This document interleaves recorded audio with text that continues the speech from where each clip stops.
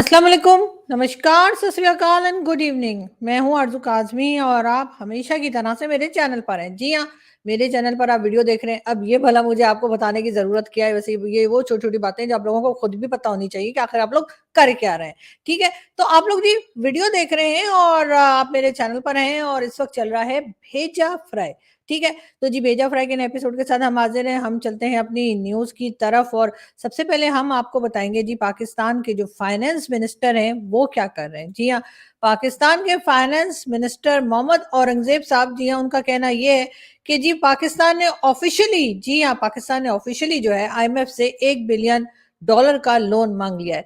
मतलब ऑफ़िशियली माँग लिया मतलब अनऑफ़िशियली कैसे माँगा जाता है?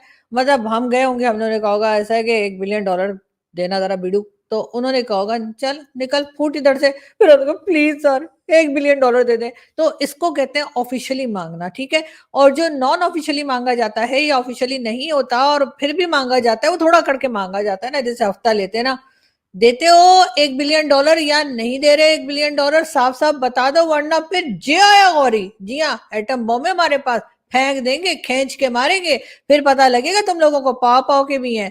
और उसके बाद भी अगर वो नहीं डरे और उन्होंने कहा कि नहीं दे रहे और कहा चलो निकलो इधर से, तो फिर प्लीज़ हमें $1 बिलियन दे दीजिए। अब आप लोग कहेंगे कि $7 बिलियन तो पहले ही हम अप्रूव करा चुके हैं, तो ये $1 बिलियन का क्या सीन है?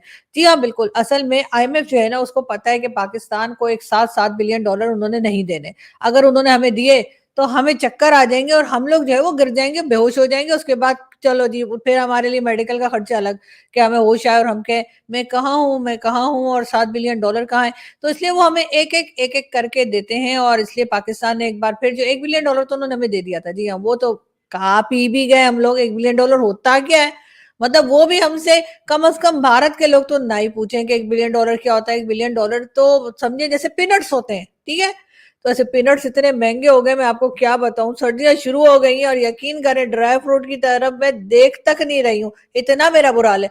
ऊपर से मेरी ऑडियंस ऑडियंस मुझे कहती है, "ये आप यही वाले इयररिंग क्यों पहनती हैं धागे वाले?" मतलब इनकी आँखें के देखें, इनकी आँखें हैं कि क्या है कि इनको इतनी दूर से ये नज़र आ रहा है कि ये मतलब धागे हैं, ये धागे वाली मैंने इयररिंग पहन रखी है, ये भी नज़र आ रहा है। हद हो गई। वरना मैं तो इतनी दूर बैठती हूँ कि मैं सोच रही थी कि इनको पता ना लगे कि ये धागे वाली इयररिंग है। मैं सोची थी इन्हें कुछ और ही लगे गोल्ड शोल्ड है।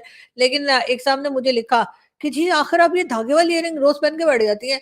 आप ज़रा डायमंड वायमंड वायमंड पहना करें। तो सर मेरी शक्ल आपको लगता है कि मैंने कभी लाइफ़ में डायमंड देखा होगा? पहनना तो दूर की बात है, मुझे तो पता भी नहीं डायमंड होता किस कलर का है।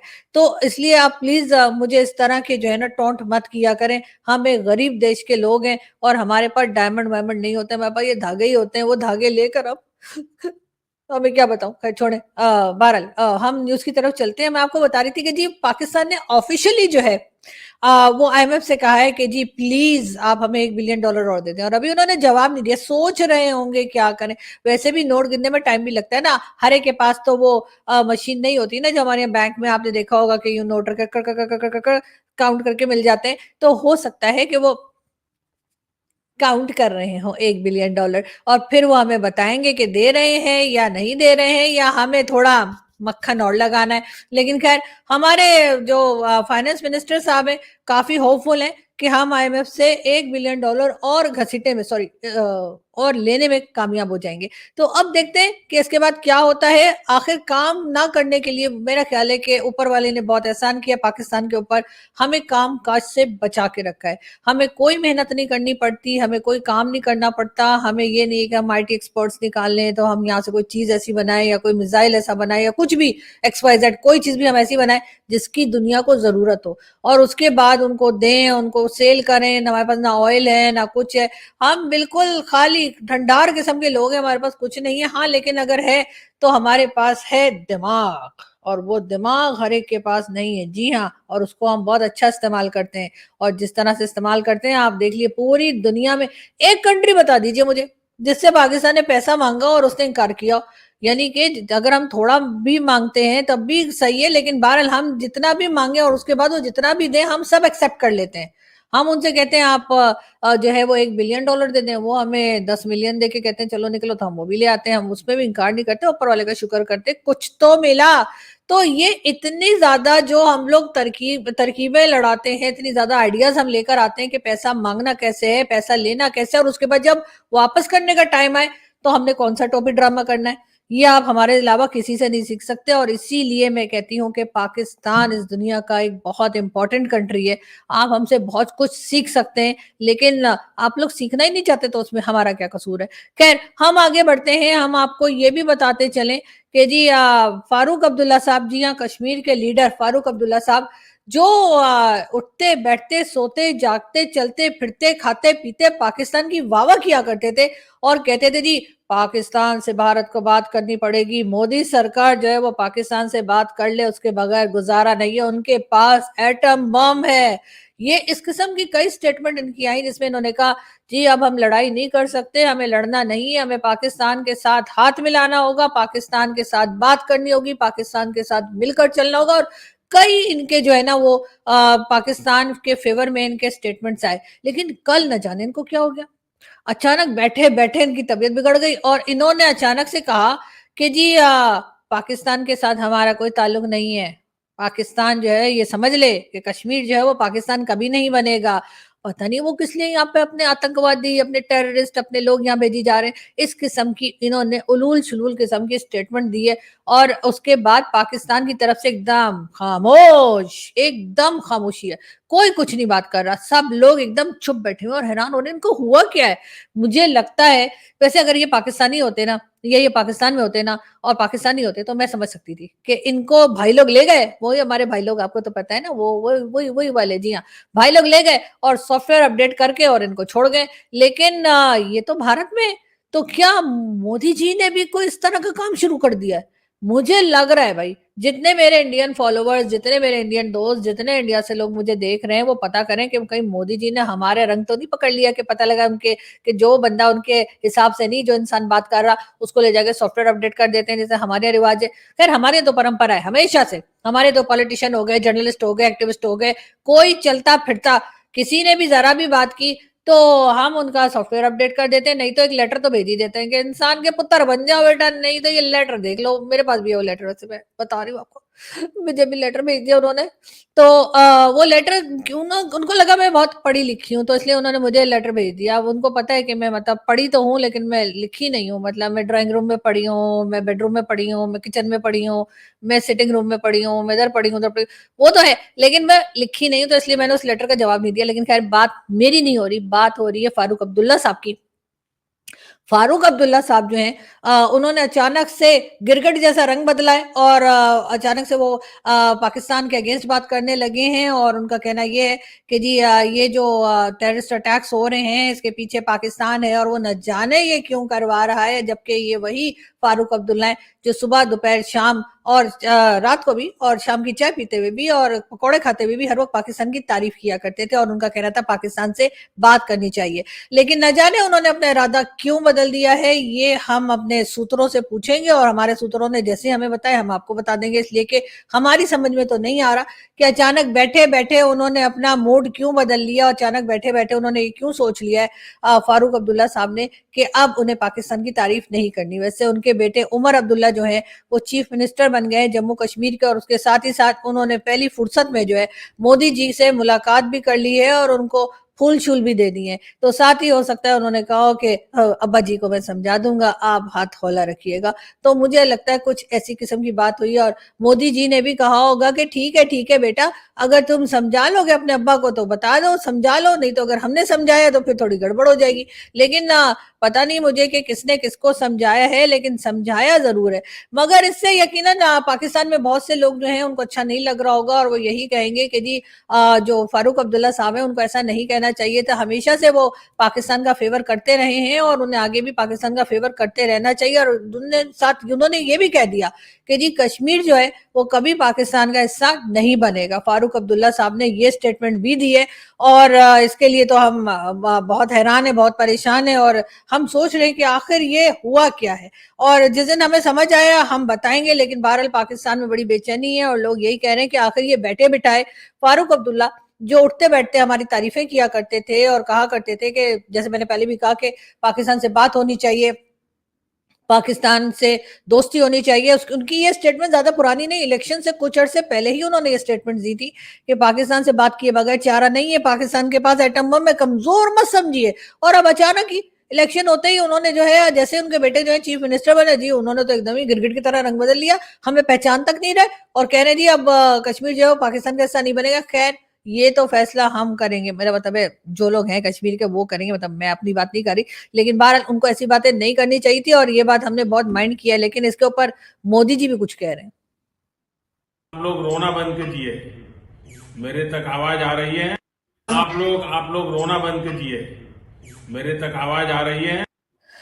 एक तो ये मोदी जी, मुझे इनकी समझ नहीं आती है, हम लोगों की आवाजें इन तक पहुंच कैसे जाती हैं और उसके बाद ये फटाफट वीडियो भी बना देते हैं कि आप लोग रोना बंद कीजिए। खैर, रोना तो बंद कर दें हम, लेकिन मुसीबत ये है या प्रॉब्लम ये है कि पाकिस्तान में एक के बाद एक कांड होते चले जा रहे हैं। अब जैसा कि फैसल बाउडा साहब, जी हाँ, ये फैसल बाउडा साहब हैं और ये मिनिस्टर भी रहे हैं, ये सेनेटर भी रहे हैं और ये फौजी बूट लेकर टॉक शो में भी जा चुके हैं, जो आपको नजर आ रहा है। जी हाँ, ये एक टॉक शो में गए थे और वहां पे ये फौजी बूट लेके चले गए थे और उसके बाद वो फौजी बूट सामने टेबल पे रखे और ये बातें करते रहे। इन्होंने जी सुना है कि जो हमारे डिफेंस मिनिस्टर है ख्वाजा आसिफ साहब, जी हाँ, डिफेंस वैसे मतलब डिफेंस हमारे को इतना वो नहीं, मतलब हम डिफेंस मिनिस्टर रखते हैं, डिफेंस मिनिस्टर से कुछ पूछा उछा नहीं जाता है, बस वो मिनिस्टर होते हैं, ठीक है ना। और जब डिफेंस की कोई मीटिंग मीटिंग होती है उसमें भी इन्हें नहीं बुलाया जाता, हालांकि चले जाए तो चलो चाय पकौड़े ही खा लें, लेकिन वहां भी इन्हें नहीं बुलाया जाता, लेकिन डिफेंस मिनिस्टर हैं कहने के लिए। तो जी ख्वाजा आसिफ साहब, और सुनने में ये आया है, मतलब हमारे सूत्रों ने हमें बताया है कि जी जो फैसल वाउडा साहब हैं और उनके साथ साथ जो ख्वाजा आसिफ साहब हैं, वो किसी जगह पर बत्तियां कर रहे थे, मतलब बातें कर रहे थे, कर रहे या प्यार दिया गल्ला वो हो रही थी, जी हाँ। तो इनकी बातें हो रही थी, होते होते होते होते कोई एक दूसरे की बातों को इनको कुछ बुरा लग गया। तो ख्वाजा आसिफ साहब ने शायद फैसल वाउडा साहब को कुछ कह दिया और मतलब वो बात ऐसी कही कि जिसमें इनकी आगे की जनरेशन, पीछे की जनरेशन, आगे पीछे इधर उधर की जनरेशन ना, वो भी कवर हो रही थी। तो इसलिए जाहिर है ख्वाजा आसिफ साहब का एक एक्सपीरियंस है, एक सीनियर पॉलिटिशियन है, तो जब बात करते हैं तो वो जब गुस्से में आ जाते होंगे तो डेफिनेटली आगे पीछे कई जनरेशन को लपेट लेते होंगे। तो इसी तरीके से जो है वो जब फैसल वाउडा साहब ने जवाब दिया तो हमें पता लगा है कि फैसल वाउडा साहब ने भी काफी आगे पीछे इधर उधर की जनरेशन का जिक्र कर दिया उनसे। तो उससे हुआ ये कि जी दोनों में जो है वो बहुत नाराजगी हो गई और उसके बाद जो कि फैसल वाउडा साहब हैं, जो कि डेफिनेटली उम्र में और एक्सपीरियंस में हमारे डिफेंस मिनिस्टर साहब से छोटे हैं, ठीक है, उन्होंने जी उनको एक धर दी, मतलब सुना है मैंने कि चपेड़ लगा दी, एक थप्पड़ मार दिया, एक कान के नीचे दे दिया, ऐसा कुछ। तो उसके बाद ख्वाजा आसिफ साहब जो हैं वो गिर पड़े, क्योंकि जाहिर है उम्र है उनकी और 70 से ऊपर हैं और उसके बाद जाहिर है कि बुजुर्ग आदमी है और ऊपर से इन्होंने एक जड़ दिया। तो मैंने सुना यही है और ये हमारे कई लोग जो हैं उन्होंने इस पे वीडियो भी बनाई है कि इस तरह से थप्पड़ छप्पड़ लगा दिया और उसके बाद हमारे डिफेंस मिनिस्टर ने अपना डिफेंस नहीं कर पाए और वो गिर गए। उसके बाद जी सुनने में यह लोग कह रहे हैं कि ये ऐसे ही नहीं हुआ, लगता ये है कि क्योंकि फैसल वाउडा साहब जो हैं वो भाई लोग के बड़े फेवरेट हैं और अक्सर भाई लोग का बूट वूट लेके आपने देखा टॉक शो में भी बैठ जाते हैं। हो सकता है भाई लोग की तरफ से ख्वाजा आसिफ साहब जो है वो कोई बात ना सुन रहे हो या ना मान रहे हो या किसी चीज के ऊपर उन्होंने पूछ लिया हो, सर ऐसे कैसे। तो अगर आप भाई लोग को जाके बोले तो सर ऐसे कैसे, आप ऐसे कैसे कर सकते हैं, तो उसके बाद भाई लोग ये करते हैं कि खुद तो कुछ नहीं करते, अपने किसी को बोल देते हैं कि जाके कान के नीचे एक दे देना। तो मुझे लगता है ऐसा कुछ हुआ है जिसकी वजह से फैसल वाउडा साहब से कहा गया होगा कि एक थप्पड़, लेकिन खैर हमारे लोग ये भी कहते हैं कि जी थप्पड़ से डर नहीं लगता, साहब प्यार से लगता है। मुझे मालूम है किस मूवी का है, आपको भी याद होगी, दबंग, ठीक है। तो अब मैं बात ये कर रही हूँ कि मुझे भी ऐसा लगता है कि ख्वाजा आसिफ साहब जो है वो थप्पड़ से नहीं डरे होंगे, वो प्यार से डरे होंगे और वो भी भाई लोग की। लेकिन बहरहाल ये सिलसिला हुआ है हमारे यहाँ, अब ये कहाँ जाके रुकेगा और ये खबर जो है ये हर तरफ फैली हुई है, सब लोग कह रहे हैं। अब बात तो वही है, जैसे इमरान खान साहब को एक जमाने में निकाला जा रहा था और उनके लिए वोट ऑफ कॉन्फिडेंस किया जा रहा था कि जी आपने वोट ऑफ कॉन्फिडेंस लेना है, नहीं तो आपको सरकार से निकाल दिया जाएगा। उस वक्त भी यही सुनने में आया था कि इमरान खान साहब जो है वो आ नहीं रहे थे वोट ऑफ कॉन्फिडेंस के लिए। तो उस वक्त के जो हमारे भाई लोग के थे ना, वो बड़े बड़े बड्डे वाले, ठीक है ना, तो वो सुना था कि इमरान खान साहब क्या गए थे और वहां पर इमरान खान साहब को एक हल्की फुल्की, मतलब जिसे कहते हैं ना, झनकार गीतमाला जो है वो चलाई गई थी। और उसके बाद जो है हुआ ये था कि खान साहब कई दिन तक सनग्लासेस लगा के रात को भी घूम रहे थे। अब मैंने बहुत लोगों से पूछा कि भाई ये रात में सनग्लासेस लगा के क्यों घूम रहे हैं, लेकिन थोड़े से निशान भी थे खान साहब के हल्के फुल्के, लेकिन माना कोई नहीं। और सबने कहा ये बिल्कुल गलत खबर है, एकदम अफवाह है। और हो सकता है कि थोड़े दिन में जो है वो ख्वाजा आसिफ साहब जो है वो फैसल वाउडा साहब के साथ आपको चाय पीते दिखाई दें, गले में हाथ डाले दिखाई दें और बोलें कि एकदम बोगस खबर है जी, ऐसा हुआ ही कोई नहीं था, मुझे तो थप्पड़ ही कोई नहीं पड़ा था, मैं तो गिरा भी नहीं था, ऐसा कुछ भी नहीं है, हट्टा कट्टा आदमी ऐसे कैसे कोई मार देगा। लेकिन खैर, हमारा काम था जी आपको खबर देना। अब पता नहीं ख्वाजा आसिफ साहब आपके साथ ऐसा हुआ है या नहीं हुआ, लेकिन फैसल वाउडा साहब से कुछ भी बाइद हो सकती है। मतलब जो ये फैसल वाउडा साहब ही कुछ भी कर सकते हैं, इसलिए कि भाई लोग के बड़े फेवरेट है, बड़े क्लोज है, मैंने सुना है। और मैंने तो खैर इनके लिए एक शो और भी किया था जिसमें इन्होंने जो है अपनी कोई मनी लॉन्ड्रिंग की थी, अपने नौकर के जरिए पैसा कहीं बाहर बाहर भिजवाया था। उस वक्त मैं टीवी चैनल पे काम करी थी, टीवी चैनल पे शो किया करती थी। उसके बाद कुछ ज्यादा नहीं, कोई 2 वीक्स के लिए मेरा शो बंद हो गया था और उन्होंने मुझे कहा था बेटा घर बैठो, दोबारा मत आना। तो फिर जी ऐसा ही हुआ था। तो कोई बात नहीं, होता रहता है जी, बड़े बड़े देशों में ऐसी छोटी छोटी बातें होती ही रहती हैं। लेकिन खैर जी, हमने सोचा कि हम चले ये सारी न्यूज जो है आप तक पहुंचाएं और आपको बताएं कि आखिर चल क्या रहा है। लेकिन चले इसके अलावा भी कोई बात कर लेते हैं, और वो बात ये है कि जी भारत की अगर हम बात करें तो भारत ने जी अब ये किया है कि जी एक नई ट्रेन जो है वो इंट्रोड्यूस कराई जा रही है। और इसके लिए कहा ये गया है कि जी ये जो, जैसे मैंने आपको ट्रेन दिखाई, तो जी भारत की गवर्नमेंट ने सोचा ये है कि हाइड्रोजन के ज़रिए जो है वो ट्रेन्स चलाई जाएँ। जी हाँ, और जैसे कि मैंने आपको ये पिक्चर दिखाई इस ट्रेन की, इसके लिए कहा ये जा रहा है कि तकरीबन 35 के करीब ये ट्रेन्स चलाई जाएँगी, यानी कि ये ट्रेन्स 35 ट्रेन्स जो है हाइड्रोजन के ज़रिए चलाई जाएँगी। और उसमें जो है तकरीबन 80 करोड़ रुपीस जो है वो एक ट्रेन के ऊपर खर्चा आएगा। साथ-साथ ये भी कहा गया है कि 70 करोड़ रुपीस जो है वो और इन्वेस्ट किए जाएंगे, जिससे कि ज़मीनी रूट वगैरह जो है वो बनाया जा सकेगा। और इसका फर्स्ट ट्रायल जो है वो दिसंबर 2024 में होगा। जी हाँ, यानी कि भारत हर तरह से आगे की तरफ जा रहा है, चाहे वो नए-नए तरीके से ट्रेन्स और एरोप्लेन्स और कई दूसरी चीज़ें, चंद्रयान वगैरह तो हमने देखा ही कुछ अर्से पहले। अब इसी तरह की और चीज़ें जो हैं, यानी कि तरह-तरह की ट्रेन्स और कई दूसरी चीज़ें जो हैं भारत अपने लोगों के लिए लेकर आ रहा है। और ज़ाहिर है इसमें सारा कमाल जो है वो पैसे का होता है। और अगर आपके पास पैसा हो तो जी आप बहुत कुछ कर सकते हैं, और अगर आपके पास पैसा ना हो और आप इधर-उधर से पैसा माँग के अपनी कंट्री चला रहे हो तो डेफ़िनेटली प्रॉब्लम्स आती हैं। लेकिन ख़ैर पाकिस्तान को भी इस तरफ सोचना होगा और कोशिश करनी होगी कि किसी तरीके से पाकिस्तान भी जो है वो अपनी इकोनॉमी को बेहतर करे, ताकि हमारे यहाँ भी ट्रेन सिस्टम या रेलवे सिस्टम जो है वो बेहतर किया जा सके। अभी तो हमारा रेलवे सिस्टम ऐसा है कि जी लोग कान पकड़ते हैं और कहते हैं कि जी हम इधर ही सही है, जहाँ रह रहे हैं वहीं रहेंगे, हम ट्रेन से ट्रैवल नहीं करेंगे। डेफिनेटली इस वक्त ट्रेन का सिस्टम जो है पाकिस्तान का, या रेलवे सिस्टम जो है वो काफी खराब है। लेकिन रेलवे सिस्टम को हम क्यों रो रहे हैं, पाकिस्तान एयरवेज का भी यही हाल है, यानी कि पाकिस्तान की एयरलाइंस का भी यही हाल है। चाहे आप पीआईए को देख लीजिए,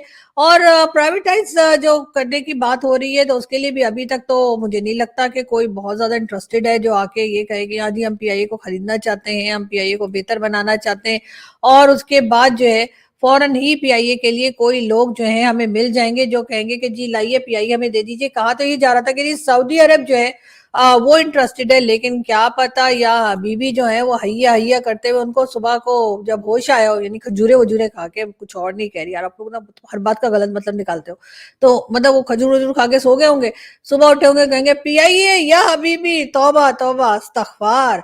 तो ऐसा करके मुझे लगता है कि कहीं भाग वाग ना गए हो। लेकिन बहरहाल हमारे लोग जो हैं, हम ऐसे लोगों को भागने नहीं देते जिनके पास कुछ पैसा वैसा होता है। हम किसी ना किसी तरीके से घेर घार के उनको वापस ले ही आएंगे। तो क्या पीआईए को हम प्राइवेटाइज करवा पाएंगे? क्या पीआईए को सऊदी अरब लेगा? कहा तो हमें यही जा रहा था कि जी सऊदी अरब या फिर यूएई, इन दोनों में से कोई ना कोई जो है वो पीआईए को लेने के लिए तैयार है। और इसी के ऊपर कोशिश भी की जा रही है। वैसे तो कई प्राइवेट कंपनीज वाले, या कह लीजिए जो लोकल हमारे पाकिस्तान के अंदर ही जो इन्वेस्टर्स हैं, उनके लिए भी कहा गया कि शायद वो भी कोई अपना इंटरेस्ट शो करें। लेकिन हमारे जो अपने इन्वेस्टर्स हैं या हमारे अपने जो बिजनेस कम्युनिटी के लोग हैं, वो बहुत होशियार है। वो अपना पैसा पाकिस्तान में नहीं लगाते, कहीं भी बाहर जाके लगा देते हैं, लेकिन पाकिस्तान में लगाने के लिए वो तैयार नहीं होते।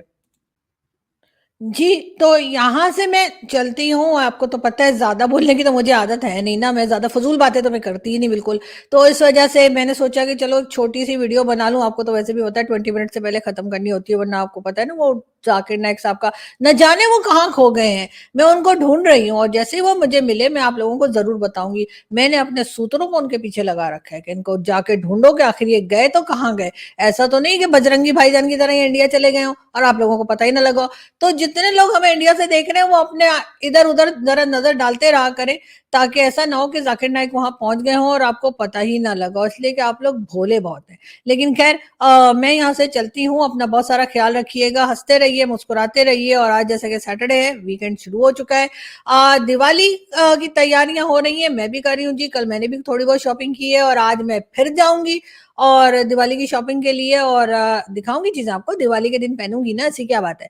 अभी मैं थोड़ा मतलब अपना बजट देख के ही चीजें ले रही हूँ ना, आप लोगों की तरह थोड़ी कि हमारे पास इतना पैसा थोड़ी, हमारी तो पब्लिक पे आपको क्या बताऊं कितने बुरे हाल है। मेरे पास तो जहर खाने के पैसे नहीं है। फिर मेरे एक दोस्त ने मुझे कहा कि मैं जहर भेज देता हूँ, तो मैंने कहा नहीं, वही पैसे मुझे भेज दो तो मैं उससे दिवाली की कोई शॉपिंग कर लूंगी। तो एनीवे, बहुत जल्द आप लोगों से फिर मुलाकात होगी। हंसते रहिए, मुस्कुराते रहिए और दिवाली पे खूब दिल खोल के शॉपिंग भी कीजिए, तैयारी भी कीजिए और चॉकलेट्स वॉकलेट्स खाइए। वैसे भी मेरी तो फेवरेट है चॉकलेट्स। और बहुत जल्द आप लोगों से फिर मुलाकात होगी। Thank you.